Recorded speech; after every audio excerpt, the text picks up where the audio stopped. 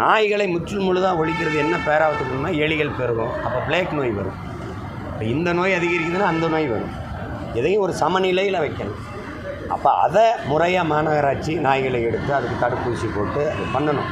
அதுக்காக நீங்கள் என்னென்னா தெரு நாயின்னு நீங்கள் சொல்கிறீங்க, அதுதான் நம்ம வீட்டு நாய், அதுதான் நாட்டு நாய்.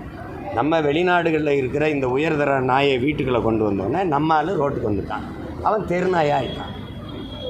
அவனுடைய பராமரிப்பு செலவு கம்மி, அவன் இருக்கிற மிச்ச கஞ்சியை சாப்பிட்டுட்டு வீட்டு வாசலில் கிடப்பான், பாதுகாப்பாக இருப்பான், ஆடு மாடு மேய்க்க வருவான், வேட்டைக்கு போவான், எல்லாம் செய்வான்.